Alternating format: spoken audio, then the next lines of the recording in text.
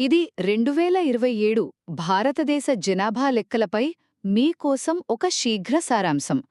16 ఏళ్ల సుదీర్ఘ విరామం తర్వాత దాదాపు 12,000 కోట్ల రూపాయల భారీ బడ్జెట్తో కేంద్రం చేపడుతున్న ఈ జనగణన కేవలం తలకాయలు లెక్క పెట్టడానికి మాత్రమే కాదు, మన దేశ భవిష్యత్తు విధానాలను మార్చేసే అత్యంత కీలకమైన అడుగు.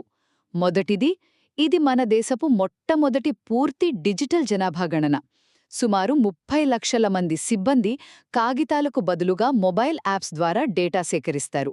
అంతేకాదు, వాళ్లు మీ ఇంటికి రాకముందే మీరే స్వయంగా ఆన్లైన్ పోర్టల్లో మీ వివరాలు నమోదు చేసుకోవచ్చు.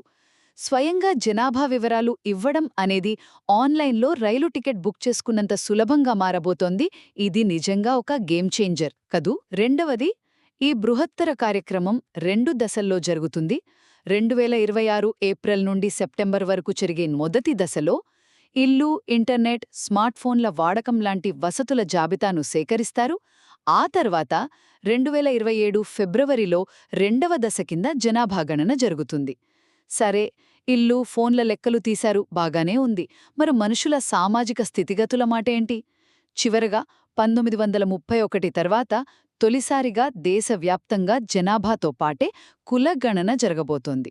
బీసీ, ఎస్సీ, ఎస్టీ వర్గాల ఉపవర్గీకరణకు, రిజర్వేషన్ల శాతం పెంపుకు, అలాగే సరియైన ప్రభుత్వ పథకాల రూపకల్పనకు ఈ డేటానే అత్యంత కీలకం కానుంది.